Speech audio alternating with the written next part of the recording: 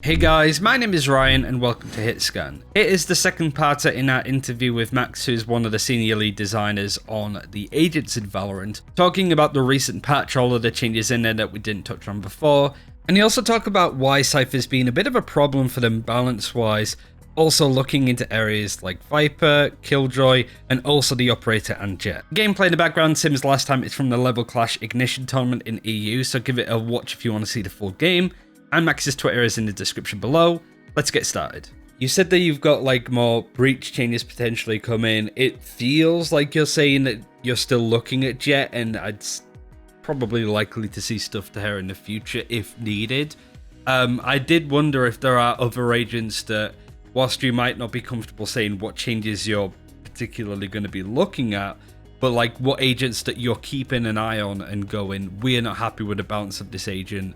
You know, for the last couple months, the big our big focuses internally have been on VIPer, Breach, and Sage. I mean, I think that the patches are pretty self-evident.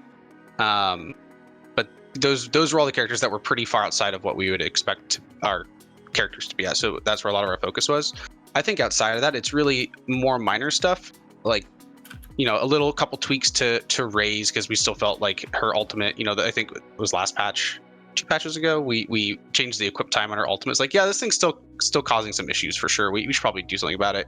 Her win rate's not insane. Like, she's not super outside of the bounds, but it's like, this just doesn't feel right for us. So we're always trying to figure out ways to make those kind of smaller improvements, things where we're not super happy with the play pattern on it, or we're just not super happy with how it's performing right now. And that's kind of why I brought up the Brimstone Stim Beacon, is that it's doing some things that I think we like, but it's probably not as satisfying or powerful as we would really like it to be.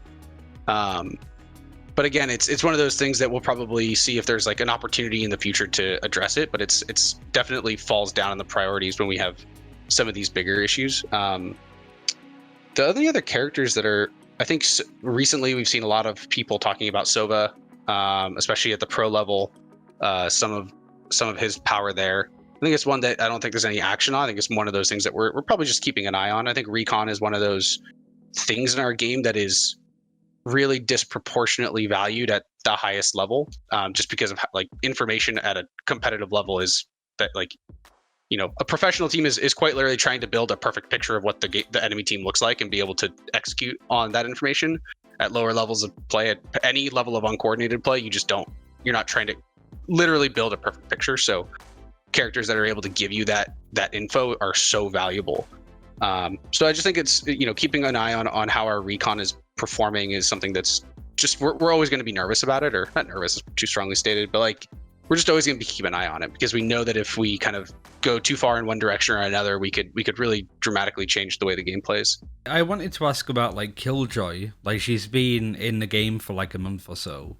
Mm-hmm. She got nerfed, and this is the first nerfs that she got. I personally don't know if she needs more. I'm pretty sure that like YouTube chat and comments might rip me apart for saying that, but like from your perspective as Riot, like, are you happy with the state that she's in? I guess the only thing I could sort of think of is, you know, a lot of identity is such a strong thing with the agents, certainly from your perspective, being one of the main people around them. Has her identity been realized? Because I still think it's a little bit murky from like a playing perspective. Sure. I think that there's probably some stuff that we could do to further to give her a little bit stronger of an identity. I think that right now, I think there's 2 things. I think there's the identity component. I think there's the, am I happy with the power level and like her overall kit? I think that from the identity component, I think that we could probably do some more stuff. I don't know if it's going to be anything that we can do in the near future, but I've always imagined her as being this character that is the queen of locking down one site. Like, you control the area. I think right now she has a little bit more reconnaissance value than I would expect, and is a little bit too versatile at gathering intel. But I think her strength at doing the site hold is pretty strong, but could probably be improved upon.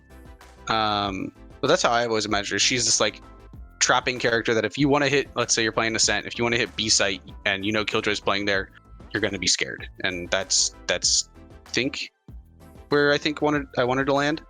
As far as if we've done enough to balance her out a little bit, I think that the primary. I think that we'll be in a good spot with this patch. You know, I think it's still too soon to see or to tell. But I think a lot of the initial frustration with Killjoy was around her bees and just people attempting to engage in some of the counterplay. They're like, I know they're here, I can't see them.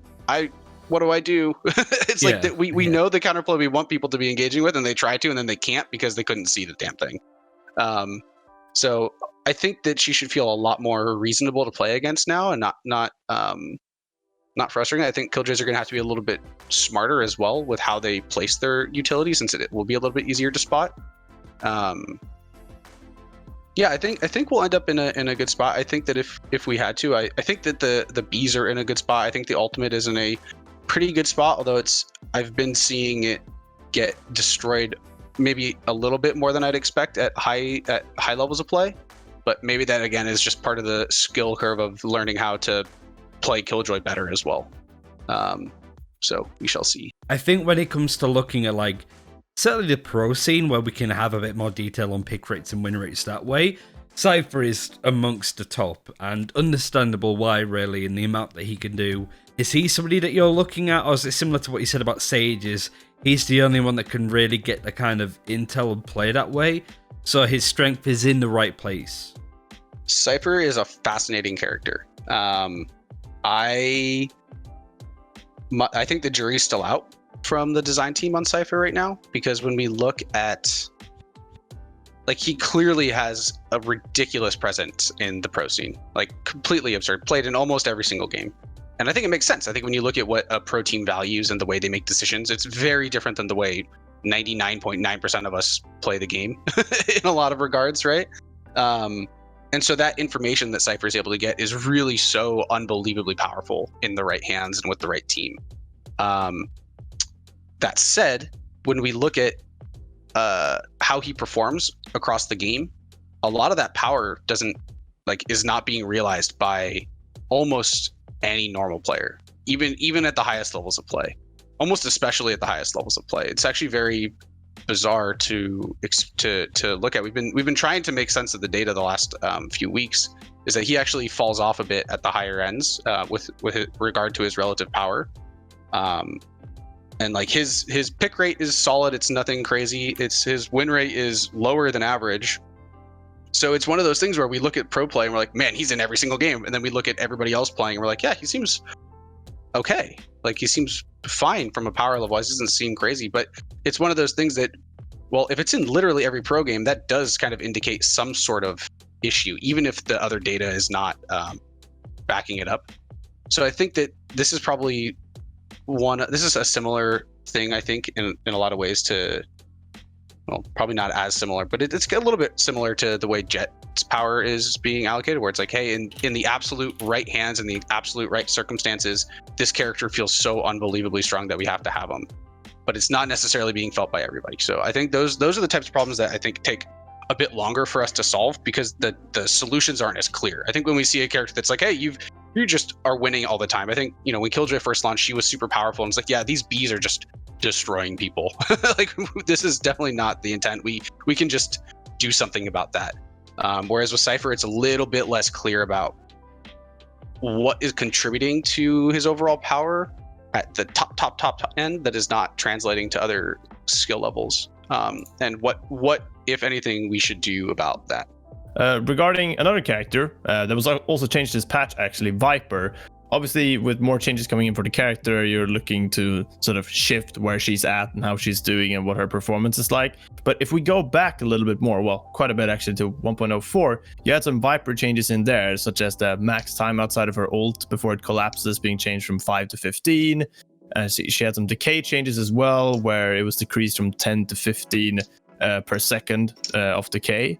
And some other changes like that. Have you seen VIPer's pick rate and win rate not really change enough lately, and then you want to see more changes now? Or what's been the previous impact for the VIPer changes, and what are you looking to sort of address now as an answer to that?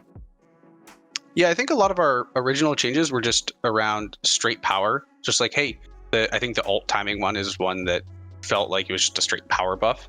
I think a handful of our other changes, like the fuel cost on her smokes, Some of the changes to her snakebite ability was just like, hey, let's just make this thing stronger.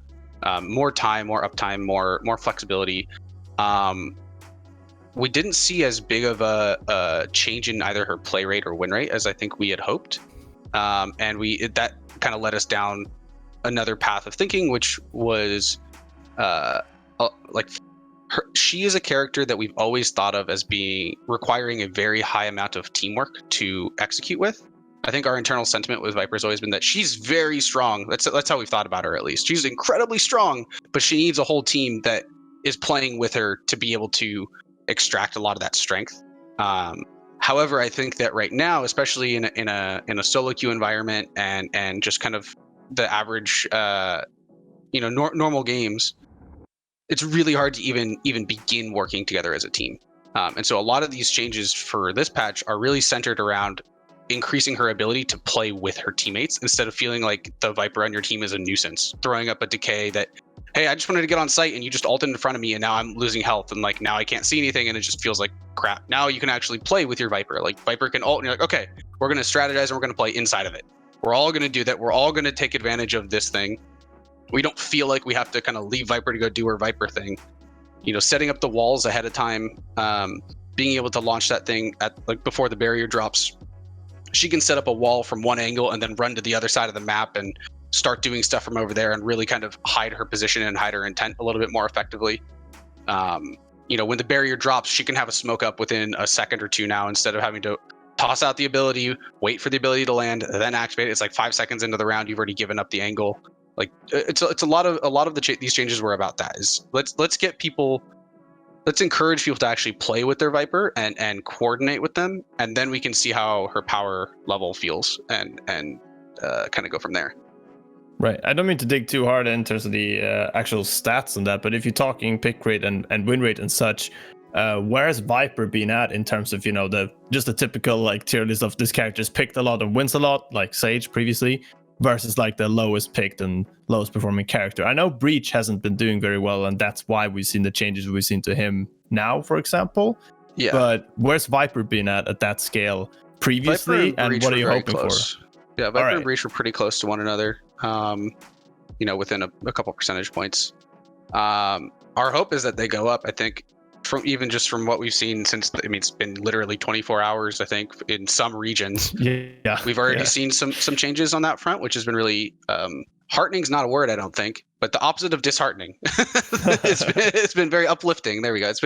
It definitely, I think, points to some good stuff. I think whenever we make changes, we always see a little bit of bumps, so it'll be interesting to see how that if those changes sustain over time. You've obviously got all of the stats and the premise that you need on all of the agents in the game and the guns and stuff like that. Is there any things that we would, as players, not having that information, be completely surprised to hear? Like somebody having like a crazy win rate or just being like exceptionally good in a scenario. Like what kind of stuff can you give us in regards to juicy details that might not seem so obvious from a player's perspective?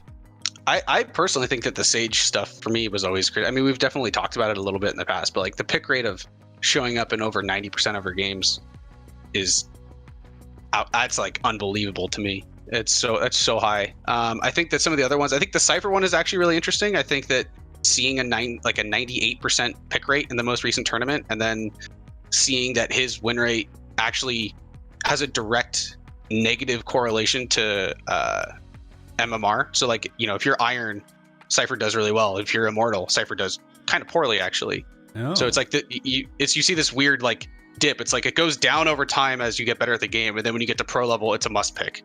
It's like, wait a second, how does that work? So that's kind of what I was trying to allude to, is that's a really bizarre phenomenon for the game, and trying to dissect what is really causing that is that's why I think that it'll take a little bit of time, because it is such a bizarre phenomenon that we need to really figure out what is going on. Okay, so I'm gonna drop playing Cypher for the future then, if I'm gonna try and rank up. What agents are good for ranking up? Who has like a upward trend every rank you go up? Just for personal reasons purely. I think we've seen quite a bit of that with Jett and Sova are probably two of the highest mastery. I just think of it more as like mastery. It's less about I think Jett and Sova are probably the biggest growth. That's probably the best way of saying it. Like from your very first game of playing Sova to, your 100th game of Sova, you're probably a much, much, much, much better Sova. And same with Jett. Like there's a lot of mastery involved with learning those characters. Are there any final things that you want to say to the community, and certainly going forward, as we're already halfway in this act? It's actually going by super quickly. So in regards to balance in the future, new agents, all that stuff, what could people be expecting over the upcoming future, I suppose?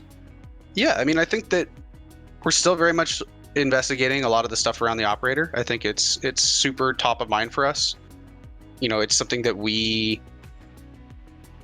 really love about the game, but also understand how difficult it can be to play against. And so we really want to make sure that we're addressing that, some of those concerns that people have with how frustrating it can be to play against it.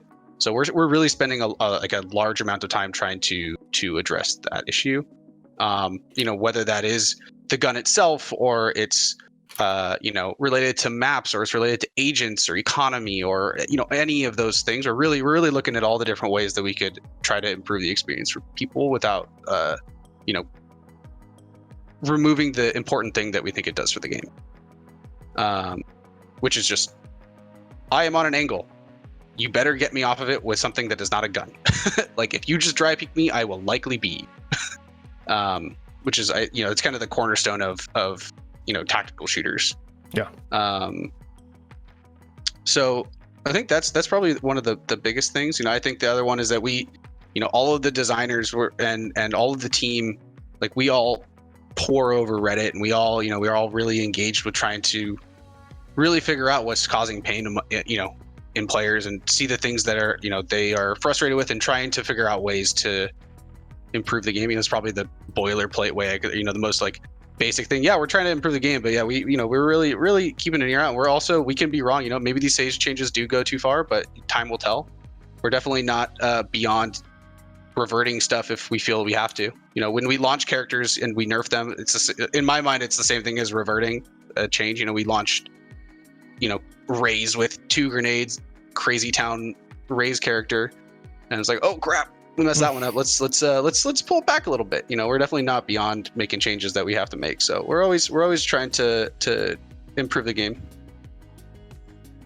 It's crazy how the Raze double nade feels like it was so long ago yet so recent. I know, right? I really can't grasp time right now. Anyway, thank you very much for taking your time. You bet, man. Anytime. This was super fun.